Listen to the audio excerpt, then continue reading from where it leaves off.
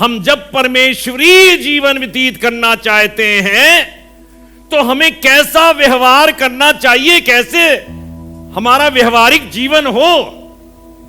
मैंने लिखा है, जब हम ईश्वरीय जीवन जीते हैं तो हमें किस प्रकार का व्यक्ति होना चाहिए, किस प्रकार का व्यक्ति होना चाहिए। हमें लोगों के साथ कैसा व्यवहार करना चाहिए, दूसरा सवाल है। कैसा व्यक्ति और कैसा व्यवहार। और तीसरा सवाल है, हमें लोगों से किस प्रकार और किस हद तक अपने संबंधों को रखना चाहिए, किस हद तक। अंग्रेजी में what kind of person should we be when we live the godly life. Second, how should we treat people, how should we treat people. Or third, what kind and to what extent should we have a relationship with people? आज इन बातों का हम जवाब ढूंढेंगे किताब मुकद्दस में, एस्तर की पुस्तक से बातचीत करेंगे। इसका सिंपल सा एक जवाब है, सिंपल साधारण सा एक जवाब है। हमारा कैसा जीवन होना चाहिए मसीह में, किस हद तक होना चाहिए, उस हद तक जब तक कि परमेश्वर की शांति हमारे जीवन में या आपके जीवन में स्थापित ना हो जाए। शांति, परमेश्वर शांति देने के लिए आया है, इत्मीनान देने के लिए आया है। एक शख्स है जिसका नाम मर्दके है, जिसका नाम मर्दकी है। और इसके जीवन से आज सीखेंगे कि मर्दके कैसा था। एस्तर की पुस्तक के अंदर उसके चरित्र का वर्णन किया गया है, और अगर उसके चरित्र को हम समझ जाएंगे तो हमको समझ में आ जाएगा कि हमारे जीवन में शांति क्यों नहीं बनी हुई है, क्या कारण है, शांति से हम दूर क्यों हैं। आप देखिएगा, इसकी एक खास बात लिखी हुई है। शुरुआत कुछ ऐसे ही होती है। एक लड़की है, बहुत अच्छी प्यारी छोटी बच्ची है, पैदा हुई है, इसके चाचा की बेटी है, इसकी बहन है, चचेरी बहन है। और दुनियावी एतबार से देखा जाए तो थोड़ी सी किस्मत खराब है। क्या खराब है? खराब ये है, माँ बाप बचपन में मर गए। माँ बाप बचपन में मर गए। अब कौन इसे पालेगा, कौन इसे बढ़ाएगा, कौन इसे आगे ले जाएगा। लेकिन खुदा ने एक शख्स को खड़ा किया जिसका नाम मर्दके था, और इस शख्स ने इस अपनी चचेरी बहन को, एस्तर को, बड़े दुलार से, है बहन, लेकिन इसकी बाबत एक शब्द देखिए लिखा हुआ है, पढ़िए मेहरबानी से। एस्तर की पुस्तक उसका 2 अध्याय उसके 5वें, 6ठे, 7वें पद में लिखा है, शूशनगढ़ में मर्दके नाम एक यहूदी रहता था जो कीश नाम के एक बिन्यामीनी का परपोता और शिमी का पोता और याईर का पुत्र था। वो उन बंधुओं के साथ यरूशलेम से बंधुआई में आया था। कई बार हम लोग ये कहते हैं, हम क्या किसी की मदद करें, अरे हमारी तो खुद कोई मदद करे, हमारे हालात खुद खराब है। पादरी साहब, अगर आप कहते हो ये वाला काम कलीसिया के लिए करो, हमारी तो हालत खुद खराब है, हम क्या करेंगे। कई बार ये सवाल आपके जहन को कचोटता होगा, और इसी वजह से आप अपने हाथ को खींच लेते हैं और नहीं करते। जो काम खुदा के लिए करना चाहिए वो नहीं करते। मसीह जीवन जीने के बावजूद भी नहीं करते। और यहां पे लिखा हुआ है कि ये वो शख्स था जो नबूकदनेस्सर बादशाह के जमाने में, जो बाबुल का बादशाह था, यहूदा के राजा यकोनिया के संग बंदुआई में उठा लिया गया था। उसको गुलाम बनाकर अपने देश में ले गए थे और इसको आजाद किया गया। बहुत से यहूदियों को आजाद किया गया, बंदवाई से आजाद किया गया। अभी तो बंदवाई से छूट के आए हैं, लेकिन इसके लिए लिखा हुआ है 7वें पद में कि उसने हदस्सा नाम अपनी चचेरी बहन को, जो एस्तर भी कहलाती थी, क्या किया था? पाला पोसा था। अपनी कमजोरी के अंदर, अपनी दर्दनाक परिस्थितियों के अंदर, अपनी ही गुलामी के अंदर, अपनी बीमारी के अंदर आवश्यकता है दूसरे के लिए दुआ करें और उसको उठाएं।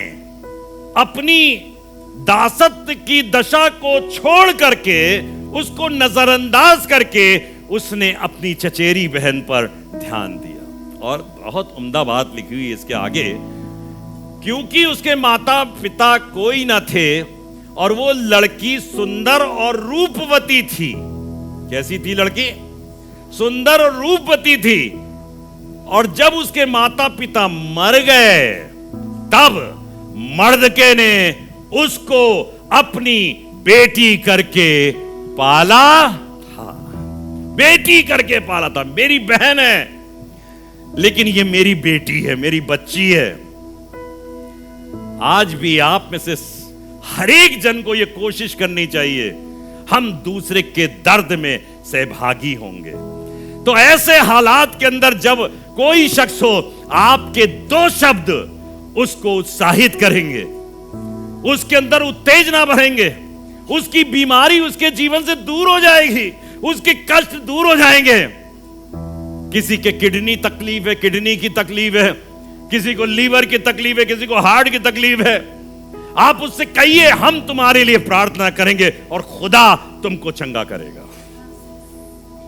हम तुम्हारे लिए खड़े होंगे, हम खुदा के सामने तुम्हारी इस दरख्वास्त को पेश करेंगे। रात रात भर जगेंगे, उपवास रखेंगे, टाट ओढ़ेंगे, सिर्फ इसलिए ताकि तुम चंगे हो जाओ। आपको मालूम है, आपका यह कहना उसकी जिंदगी में जोर ले आएगा। मर्द के बारे में पढ़िएगा, ये आंखें खुली रहता था, इसके देखता रहता था क्या हो रहा है। मर्द के एक ऐसा शख्स था जो, ये चचेरी बहन थी, ये तो राजमहल में रहती थी, लेकिन ये राजमहल के बाहर चौक पे बैठा करता था। कोई हालत नहीं, सब बिगड़े हुए हाल हैं, बैठा हुआ है मस्त, कोई चिंता करने की बात नहीं। लिखा हुआ है परमेश्वर के वचन के अंदर, 2 अध्याय 21वां पद पढ़ेंगे और यहां पे लिखा है, उन्हीं दिनों में जब मर्द के राजा के राजभवन के फाटक में बैठा करता था। मर्द के राजा के फाटक में बैठा करता था। कोई औकात नहीं, क्या कहेंगे आप? कोई औकात नहीं, राजा के भवन के फाटक पर बैठा करता था। तब राजा के खोजे, जो द्वारपाल भी थे, तब राजा के पास खोजे हुआ करते थे। और खोजे उस समय के जो थे बड़े इंपॉर्टेंट शख्स हुआ करते थे। ये बड़ी रखवाली का, ये द्वारपाल थे। लिखा है, उनमें से बिक्तान और तेरेश नाम 2 जनों ने राजा शयर्स से रूठ कर, राजा शयर्स, ये शयर्स कौन है आपको पता है? ये शयर्स राजा जो था, ये बड़ा महान राजा था। ये फारस का राजा था। हमने किंगडम के समय में ये बात बताई थी, बाबुल का राजा और बाबुल के बाद फारस का राजा। ये सीना, ये बाएं फारस को दिखाती है, मादी और फारसी। तो ये फारस का राजा था। और जब मैंने किंगडम पढ़ाई थी तब मैंने बताया था कि किंगडम का मतलब ही होता है दुनिया पर राज करना, मतलब मैक्सिमम अमाउंट ऑफ लैंड, उस पर राज करना। तो इसके लिए लिखा हुआ है पादरी साहब 127 प्रांतों पर, 127 प्रांतों पर शयर्ष राजा राज्य किया करता था।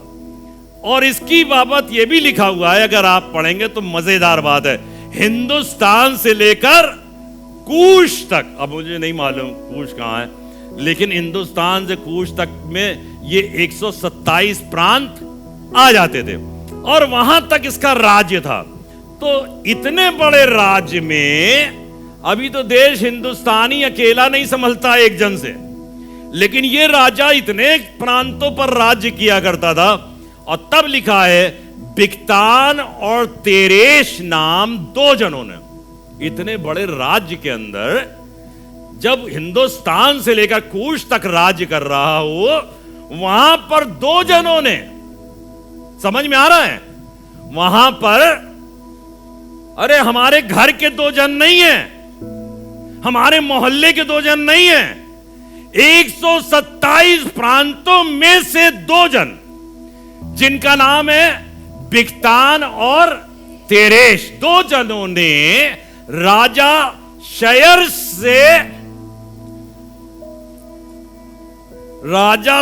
से रूठ गए। हम तो अपने समय में सोचते हैं रूठ गए, हमारा बच्चा रूठ गया हमसे, लेकिन राजा से रूठ गए। ये रूठना बड़ा अजीब चीज है, रूठ कर ऐसा रूठे रूठ कर उस पर हाथ चलाने की, कैसा रूठे, ऐसा रूठे कि मार डालेंगे तुमको। हमने ऐसा रूठना आज तक नहीं देखा पादरी साहब। रूठता है आदमी, रूठ जाए कोई बात नहीं, मना लेंगे, लेकिन रूठना जब इस हद तक हो जाए कि मार डालेंगे, तब हमको आंख लगाने की जरूरत है, तब हमको चेत जाने की आवश्यकता है। यहां पर गड़बड़ी है, यहां पे ठीक बात नहीं है मेरे भाई। खुदा के लोगों, खुदा ने आपको प्यार भरा दिल दिया है, खुदा ने आपको मोहब्बत से भरा दिल दिया है, और आपको इसलिए रखा है कि आप अपने किसी की चिंता करें जब कोई शख्स आपके पास आ जाए। लेकिन ध्यान रखिए, आप में से कोई शख्स ऐसा ना हो जो रूठ जाए और आपके खिलाफ हो जाए। ध्यान रखिए, क्योंकि उसका रूठ जाना आपकी जान का जोखिम बन जाएगा, आपकी जान चली जाएगी। वो थोड़ा सा रूठा था, जान जोखिम में चली गई। इसलिए नजर बनाकर रखिए, आंखों से देखिए, खुला रखिए अपनी आंखों को। खुदा के लोगों, खुदा प्यार है, गॉड इज लव, खुदा मोहब्बत है। लेकिन उसी के साथ साथ खुदा के कलाम में लिखा हुआ है परमेश्वर के वजह वो लव करने वाला है, मोहब्बत करने वाला है, फिर भी कोड़ा भी रखता है, लाठी भी रखता है। आगे लिखा है, ये बात मर्दगे को मालूम हुई, ये मर्दगे को मालूम हो गई, और उसने एस्तर रानी को यह बात बताई, और एस्तर ने मर्दगे का नाम लेकर राजा को चेतावनी दी, चेतावनी दी, राजा ये काम तेरी सल्तनत में हो रहा है, please do not let people allow, इतनी दूर तक, इन सच ए एक्सटेंट कि चीजें राज्य में, सल्तनत में खराब हो जाए। तो ये अपनी आंखें, मतलब मर्द के आंखें खुली रखता था। और देखिए कितनी अच्छी बात लिखी हुई है, अनकॉम्प्रोमाइजिंग ही वॉज। उसके जीवन के अंदर, हम खुदा के लोगों की बात कर रहे हैं, खुदा के लोगों को अनकॉम्प्रोमाइजिंग, अगर कोई चीज गलत है तो उसके साथ कॉम्प्रोमाइज मत कीजिए, उसके साथ समझौता करने की जरूरत नहीं। कई बार लोग बुराई के साथ भी समझौता कर लेते हैं कि समझौता कर लो। नहीं नहीं, जैसे हम कई बार नहीं कहते आओ आओ बुराई बुराई खेलें, आओ ये करें। नहीं, हम नहीं करेंगे, हमारा काम ये नहीं है। लिखा हुआ है परमेश्वर के वचन में, देखिए क्या अनकॉम्प्रोमाइज किया इसने। लिखा है 3 अध्याय 2 पद में, और जब राजा के सब कर्मचारी जो राजभवन के फाटक में रहा करते थे, वे हामान के सामने झुककर दंडवत किया करते थे। हामान एक शख्स था, अधिकारी था, राजा शेर्स ने उसे उच्च पद पर विराजमान किया था और यह आदेश दिया था। देखिए सुनिए, राजा ने आदेश दिया था कि हामान जब निकला करे तो लोग उसके सामने सर झुकाया करें। यह आदेश था। सब लोग अपने सर को झुकाते थे, लेकिन यहां पर लिखा है मर्द के सर नहीं झुकाता था। मर्द के ना तो झुकता था और ना उसको दंडवत करता था, ना तो झुकता था। अनकॉम्प्रोमाइजिंग। गलत बात हो, मैं आप सबसे कह रहा हूं, आप कोई भी बात हो अगर गलत है तो आप प्यार कीजिए, आप चीजों को दुरुस्त कीजिए, लेकिन गलती के साथ समझौता नहीं कीजिए।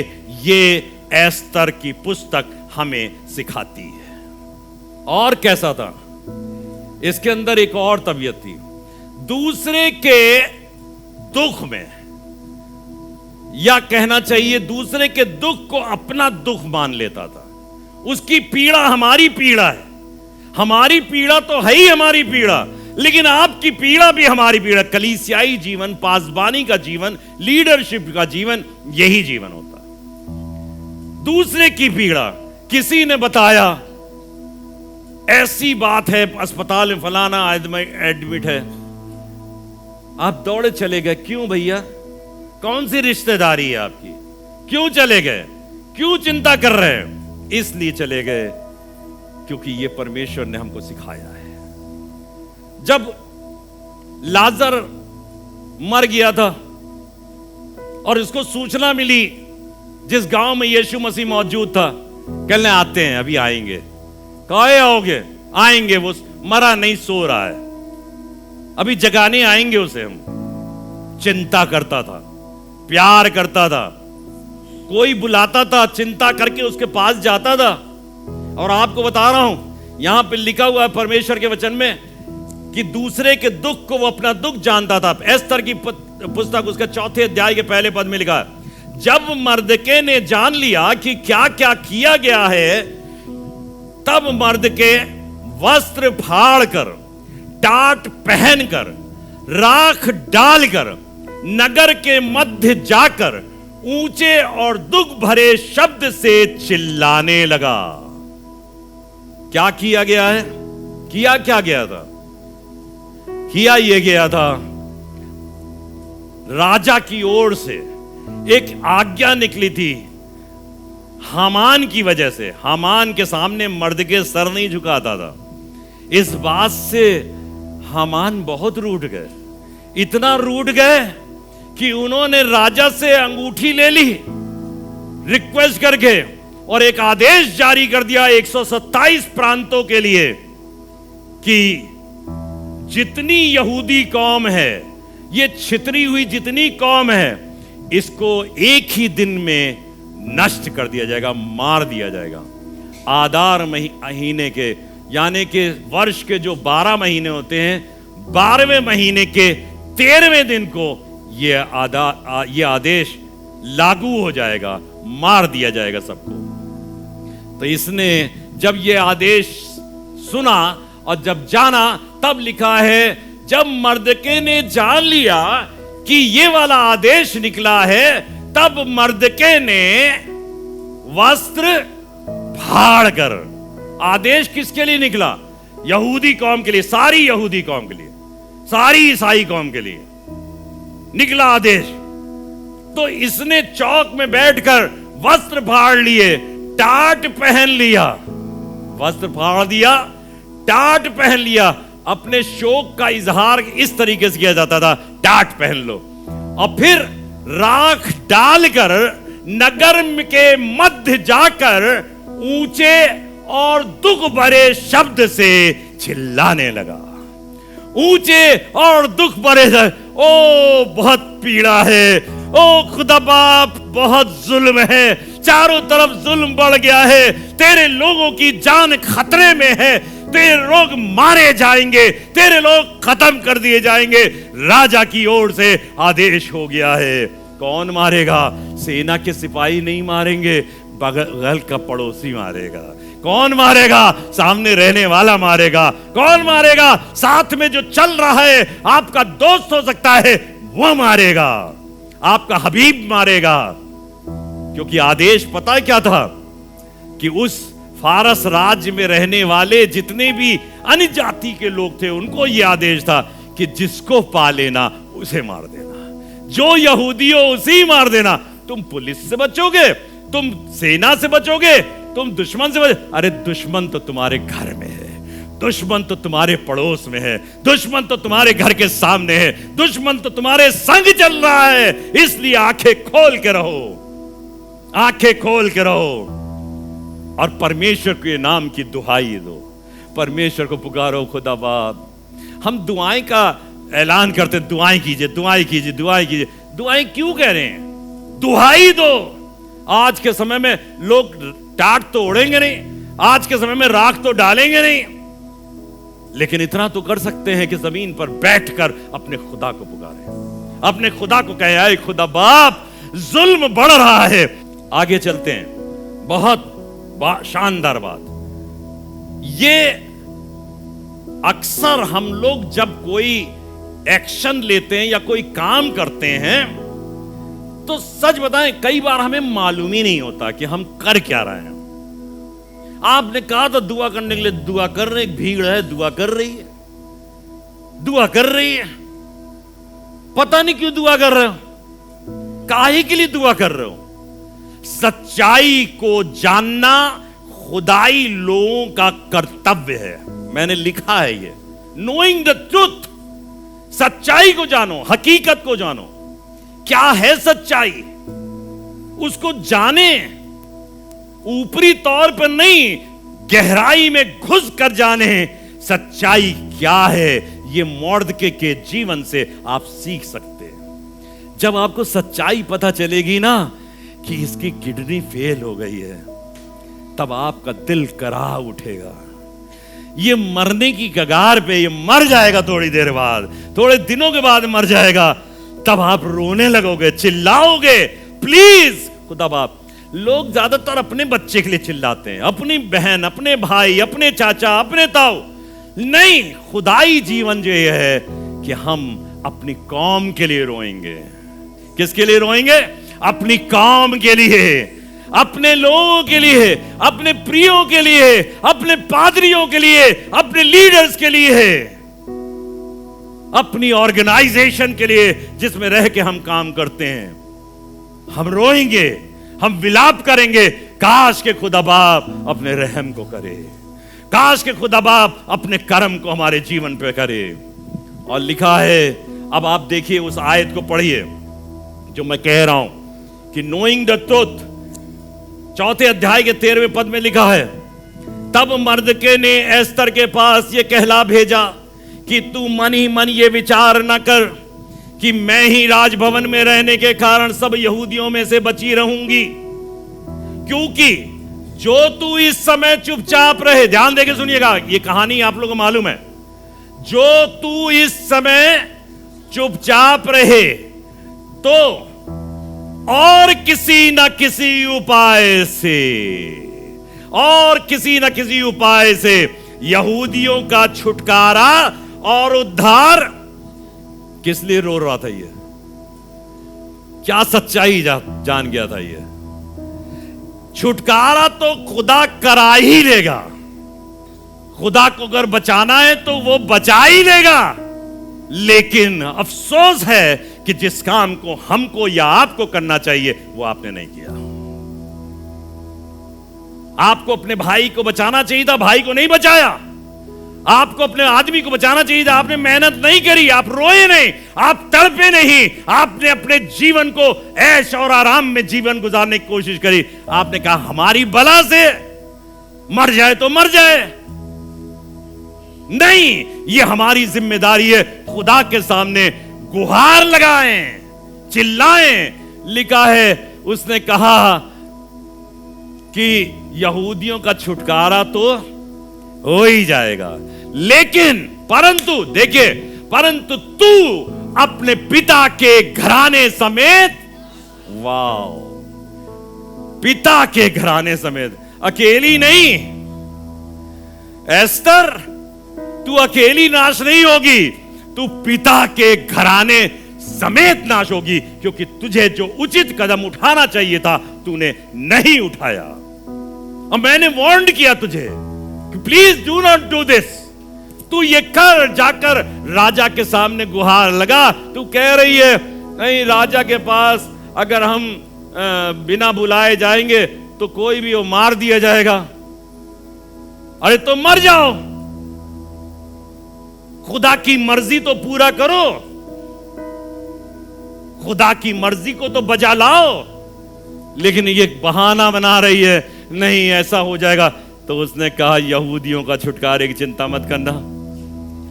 हम सच बता रहे हैं, आप लोग में से बहुत से लोग यहां जो मौजूद हैं खुदा के चुने हुए बरगुजीदा लोग हैं। आपका छुटकारा तो हो जाएगा, लेकिन अगर मैं अपनी जिम्मेदारी को अदा ना करूं तो खुदा कह रहा है तू अपने बाप के घराने समेत नाश हो जाएगा, तू अपने बाप के घराने समेत नाश हो जाएगा। आपकी जिम्मेदारी है, आप अपने भाई को बताइए, आपकी जिम्मेदारी है अपनी बीवी को बताइए, अपनी बेटी को बताइए, बेटी अपने पापा को बताए। लिखा हुआ है क्या जाने, फिर क्या लिखा है, क्या जाने तुझे ऐसी ही कठिन समय के लिए राजपद, आज तुझे जो हैसियत मिली है ना समाज के अंदर, जो तू दमखम के साथ बैठी है पटरानी बन के, क्या जाने तुझे इसी समय के लिए, ऐसे ही समय पे विलाप करने के लिए, ऐसे ही समय में अपने लोगों को बचाने के लिए, ऐसे ही समय में कि तुझे ये शर्फ मिला है कि तू पटरानी बन गई, तुझे राजपद मिला है। आगे चलते हैं, 10वां अध्याय 3रा पद एस्तर की पुस्तक में यहां लिखा है यहूदी मर्द के, अभी सिर्फ यहूदी मर्द के बोलूंगा, शयर्श राजा के नीचे था।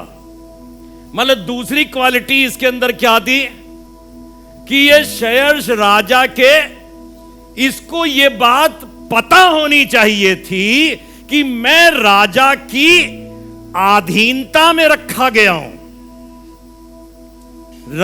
ये लिखने की क्या आवश्यकता थी, यहां पे क्यों लिखा पादी साहब? लिखा हुआ है निदान यहूदी मर्द के शयर्श राजा ही के नीचे था। हमको और आपको समझना पड़ेगा इन तमाम चीजों को कि एक सिस्टम है, एक तरीका है, बाप का बेटे के साथ एक रिश्ता है, बेटी के साथ एक रिश्ता है, बीवी के साथ एक रिश्ता है, पड़ोसी के साथ एक रिश्ता है। और जो अधिकार किसी को मिला है वो अधिकार आप उससे रूठ नहीं सकते, रूठ गए। तो लिखा है निदान यहूदी मर्द के शयर्श राजा के नीचे था। इस बात को वो अंगीकार करता था, yes I am under you, I am in subordination of you, हम तेरी सबऑर्डिनेशन में हैं। मुझे इस बात, नहीं तो वो खुद ही आदेश जारी कर देता। अभी पढ़ाऊंगा, इसके पास इतना अधिकार था, ये खुद ही आदेश जारी कर सकता है, लेकिन अभी उसके पास अधिकार नहीं है, अभी वो राजा के अधीन है। लिखा हुआ है नीचे था, और यहूदियों की दृष्टि में राजा के तो नीचे था, लेकिन यहूदियों की दृष्टि में बड़ा था। तीसरी बात, keeping his honour and jealous of God's work. यहूदियों की दृष्टि में बड़ा था, लेकिन परमेश्वरी कार्य के लिए यह जलन रखता था। यहूदी मर्दके कैसा था? जलन रखने वाला। परमेश्वर के लिए जलन थी। आपको पता, जलन शब्द जो है ये गलत नहीं है इस जगह पे, लेकिन उसको अच्छा नहीं लगता था कि मेरे खुदा को कोई कुछ कह दे, मेरे खुदा की कौम को कोई सताए। ये जलन रखने वाला था। तो हुआ क्या?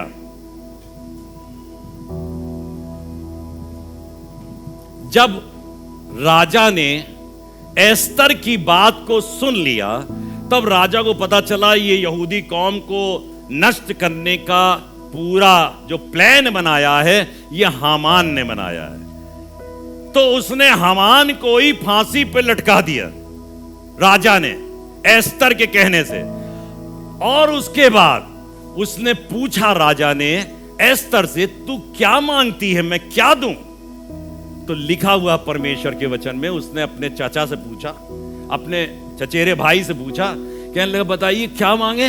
तो उसने कहा एक बात मांग ले। क्या? हमको ये अधिकार मिले, जिस दिन को राजा से अधिकार प्राप्त करके ये आदेश दिया गया कि आदार महीने के 13वें दिन को सारे यहूदियों का संहार कर दिया जाए, मैं तुझसे दरख्वास्त करती हूं कि उसी दिन यहूदियों को अधिकार दिया जाए कि वो उनके सामने खड़े होकर उनका सामना कर सके।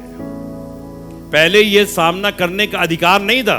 अगर कोई शख्स आपको मारने के लिए आया तो आप उसका सामना नहीं कर सकते थे, आपको मार खानी पड़ेगी, आप सर झुकाना पड़ेगा। लेकिन एस्तर ने राजा से यह कहा कि राजा अब एक अधिकार और जारी कर। ये क्यों हुआ? वरना तो वो जो आदेश था उसी को पलट दिया जाता, खत्म कर दिया जाता। लेकिन एक बात आपको बताऊं, मैंने ये बता दी है पहले, मादी और फारसी राज्यों में ये कानून था कि जो आदेश राजा के द्वारा एक बार निकाल दिया जाता है उसे कोई पलट नहीं सकता। यहां तक कि राजा भी पलट नहीं सकता, राजा भी पलट नहीं सकता। लिखा हुआ परमेश्वर के वचन में, जब डैनियल को बचाने के लिए राजा युक्ति करने लगा, डैनियल को बचाने के लिए कि डैनियल गलत फंस गया, इसको बचाने के लिए बेलशस्सर बादशाह युक्ति करने लगा, तो लोग आए कहने लगे हमारी ये प्रथा नहीं है, बचा नहीं पाओगे, तुम्हारे पास एक काम है, प्रार्थना करो। आपके पास एक काम है, प्रार्थना करो। तो यहां पर भी बदल नहीं सकते, लेकिन एक और आदेश जारी कर सकते हैं, तुम इनका सामना करना। और तब लिखा हुआ है, जब वो सामना करने लगे तो आप ताज्जुब करेंगे, पढ़कर देखिएगा। उनका सामना करे, अगर तुम्हारे ऊपर हमला किया जाए, तुम भी हमला करना। और एक ही दिन के अंदर, अर्थात 13वें दिन के अंदर, यहूदियों ने उस फारस के राज्य के 500 लोगों को शूशन गढ़ में, जो राजधानी थी, उसी में मार दिया। 500 लोगों को। एक भी यहूदी के मरने की चर्चा नहीं है, लेकिन 500 लोग मार दिए गए। तो बादशाह आया एस्तर के पास, कहने लगा भैया तुमने क्या किया? तुमने तो सिर्फ शूशन के अंदर 500 लोगों को मार दिया, पता नहीं मेरे 126 प्रांतों के अंदर क्या कुछ हुआ होगा, वहां पर पता नहीं कितनों को मारा होगा। एस्तर से पूछा अब कुछ चाहिए, और कुछ चाहिए तुमको? कह चुका था ना बादशाह, आधा राज तक तुम्हें दे देंगे। याद है ना, पढ़ी किताब, आधा राज तक दे देंगे। उसने कहा अभी चाहिए, हम चाहते 14 तारीख को भी ऐसे ही हो। ये तमाशा जो 13 तारीख को हुआ है, 14 तारीख को भी ऐसे ही हो। उस दिन शूशनगढ़ के अंदर उसने 300 लोगों को मार दिया। राजा घबरा गया, कहने अब क्या होगा, ये तो मारे जा रही है, और मैं अपने वायदे से पलट नहीं सकता। मैंने कहा मैं आधा राज तुझे दे दूंगा। 13 और 14 तारीख को शूशन के अंदर 800 लोग मार दिए गए। और आपको बताऊं, आगे पढ़िएगा, 126 प्रांतों के अंदर पता कितने मारे गए? पता है? 75,000 लोग मारे गए। 75,000 लोग पूरे उसके साम्राज्य के अंदर 75,000 लोग मार दिए गए। मैंने लिखा है पुरीम महीने के 13वें और 14वें दिन को अकेले शूशन में 800 और पूरे राज्य में 75,000 लोग मारे गए। ये दिन विलाप और उपवास के हर वर्ष के लिए ठहराए गए। जेलस था वो। मैं क्या बता रहा था? वो जलन रखने वाला था। मेरे खुदा के लिए तुमने ऐसा कर दिया, मेरे लोगों के लिए, यहूदी लोगों के लिए ऐसा कर दिया, मार डालेंगे सबको और मेरा खुदा लड़ेगा। ऐसा नहीं कि वो लोग नहीं मार सकते थे। जब खुदा आपकी तरफ से लड़ेगा तो कोई भी दुश्मन आपका बाल भी बाका नहीं कर पाएगा। ये खुदा का कलाम है। कोई दुश्मन आपका विरोध करने खड़ा नहीं हो सकता। जेलस था। और फिर उसके आगे लिखा है वही 10वें अध्याय के 3 पद में, यहूदियों की दृष्टि में वो बड़ा था, इसके आगे, और उसके सब भाई उससे प्रसन्न थे। और उसके सब भाई उससे, मर्दके से सब भाई प्रसन्न थे। 10वां अध्याय 3 पद पढ़ा रहा हूं। उसके सब भाई उससे प्रसन्न थे। आपको पता है कैसे प्रसन्न थे उससे? सब भाई कैसे प्रसन्न थे? आजकल प्रसन्न करने का तरीका पता है क्या होता है? मैक्सवेल मार्टिन अगर हमको प्रसन्न करना चाहे तो ये हमको अपने घर पे खाने बुलाएंगे, है ना? मुर्गा बनाएंगे, सब कुछ बनाएंगे, ये हमको खाने बुलाएंगे और हम प्रसन्न हो जाएंगे। बिल्कुल ठीक इसी तरीके से मर्दके करना। मर्दके ने बिल्कुल ठीक इसी तरीके से कहा। उसने कहा आज के बाद प्रतिवर्ष 12वें महीने के 14 तारीख को और 15 तारीख को तुम्हारे यहां जश्न मनाया जाएगा। हर वर्ष खूब खाना खाओ और खूब खाना भेजो दूसरों को। पढ़िए। आप सोचेंगे कहां से पढ़ा रहे हैं? एस्तर 9वां अध्याय 17वां पद, पूरा एस्तर पढ़ा रहे हैं।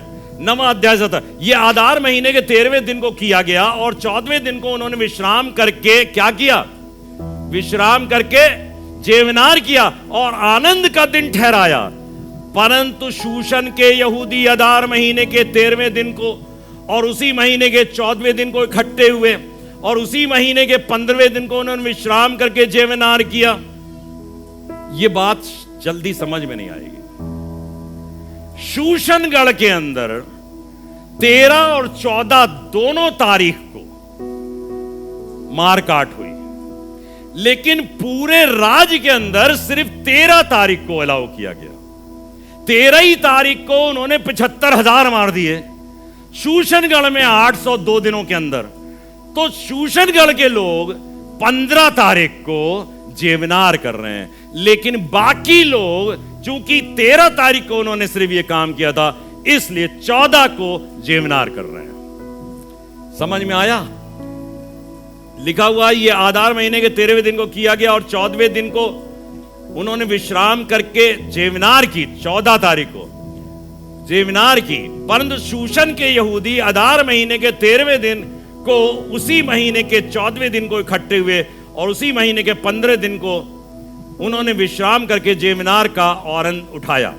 इस कारण देहाती यहूदी जो बिना शहरपनाह की बस्तियों में रहते थे, वे आदार महीने के 14वें दिन को आनंद और जेवनार और खुशी और आपस में बैना भेजने का दिन नियुक्त करके मानते थे कि पुरीम के उन दिनों के विशेष ठहराए हुए समयों में मर्दके यहूदी और एस्तर रानी की आज्ञा के अनुसार और जो यहूदियों ने अपनी अपनी संतान के लिए ठान लिया है उसके अनुसार उपवास और विलाप किए जाएं। सब लोग प्रसन्न थे भैया, दुश्मन खत्म हुआ।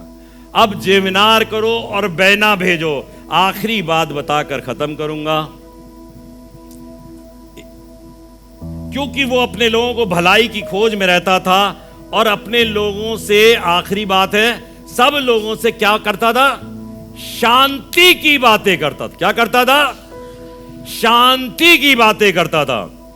9वां अध्याय 30वें पद में लिखा है, इसकी नकलें मर्दके ने शयर्श के राज के 127 प्रांतों के सब यहूदियों के पास शांति देने वाली और सच्ची बातों के साथ इस आशय से भेजी कि पुरीम के उन दिनों के विशेष ठहराए हुए समयों में मर्दके यहूदी और एस्तर रानी की आज्ञा के अनुसार और जो यहूदियों ने अपने और अपने संतान के लिए ठान लिया है उसके अनुसार उपवास और विलाप किए जाए।